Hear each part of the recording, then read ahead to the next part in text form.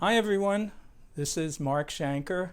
I'm a self-taught artist, and today's video is going to be about collages. Now, the first collages I did were in the 1960s, and my reason for doing them was to put together pictures that made a story. So they were narrative collages. And I have to say the compositions were secondary. And I kept doing collages all the time. I would just take something and put it together. And then about 15 years ago or 20 years ago, I realized that collages offer the opportunity to experiment with composition especially, but also content and textures and colors in a way that painting doesn't do, because you can put all kinds of different things together, and the differences between the things create a tension within the picture. So I started experimenting with magazines, old magazines, new magazines, advertising, boxes that I found in the garbage, anything that seemed to be visually interesting.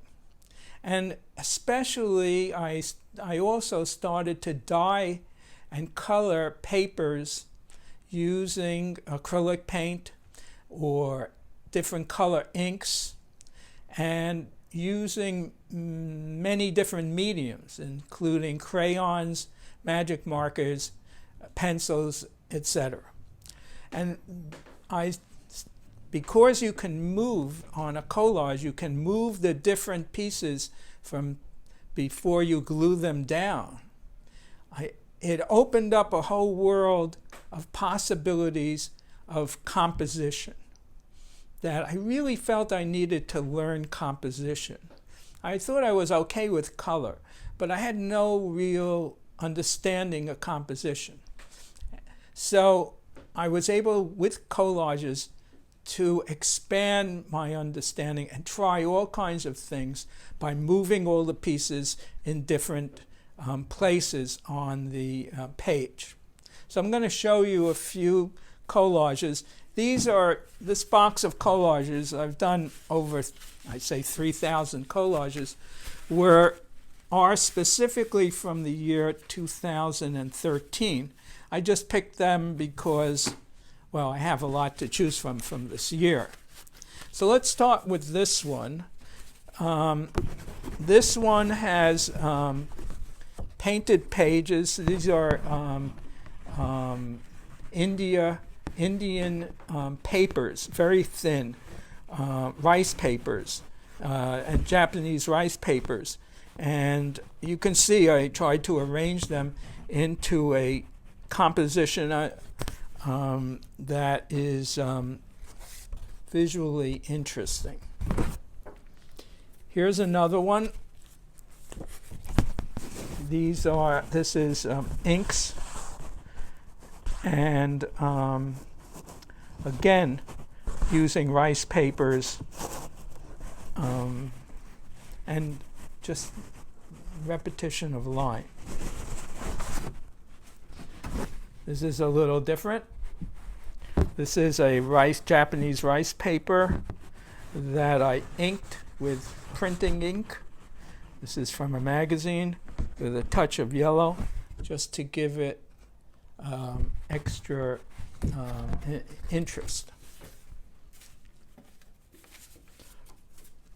Here's a collage where I actually used a photograph with rice papers, printed magic marker, and this one, again, I used a photograph. Different paper. This is a cover stock glossy paper, magic marker, rice paper. Again, this is to create a composition and textures.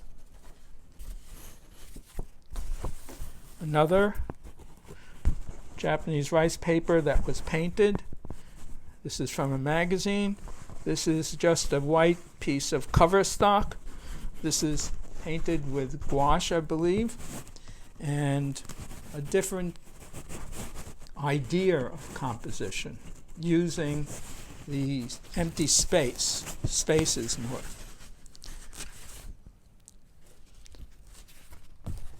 This one is a reproduction. I Xeroxed a book that children use, and this is crayon on a very thick paper, and magic marker, and created this composition, little empty spaces.